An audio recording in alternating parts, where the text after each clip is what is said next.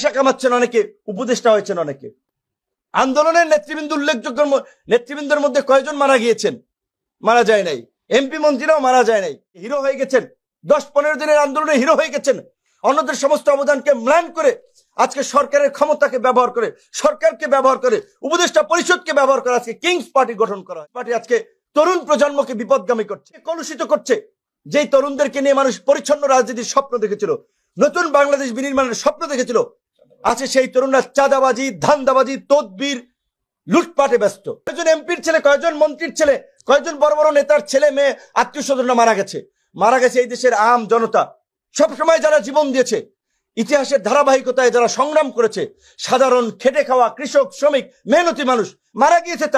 তাদের লাশের উপর দিয়ে আজকে নেতারা হচ্ছেন অনেকে, এমপি হচ্ছেন অনেকে, পয়সা কামাচ্ছেন অনেকে, উপদেষ্টা হয়েছেন অনেকে। আন্দোলনের নেতৃবৃন্দের মধ্যে কয়জন মারা গিয়েছেন? মারা যায় নাই। এমপি মন্ত্রীরাও মারা যায় নাই। ওই যে একটা প্রবাদ আছে না, যে যখন দেশে যুদ্ধ লাগে বড় লোকেরা রুটি দেয় আর গরিব মানুষেরা তাদের ছেলে মেয়েদের যুদ্ধে দেয়।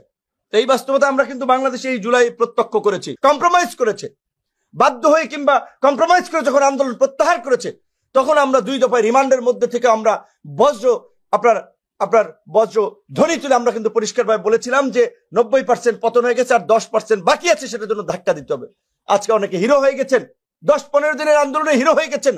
অন্যদের সমস্ত অবদানকে ম্লান করে আজকে সরকারের ক্ষমতাকে ব্যবহার করে, সরকারকে ব্যবহার করে, উপদেষ্টা পরিষদকে ব্যবহার করে আজকে কিংস পার্টি গঠন করা হয়েছে। আর সেই কিংস পার্টির কার্যকলাপ আপনারা দেখতেছেন, যে কিংস পার্টি আজকে তরুণ প্রজন্মকে বিপদগামী করছে, রাজনীতিকে কলুষিত করছে।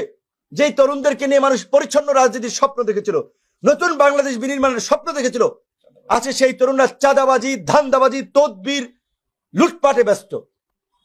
এই ইতিহাস কারা রচনা করেছে, এগুলো কারা তৈরি করেছে, তাদের বিচারও এই দেশে আগামীতে হবে।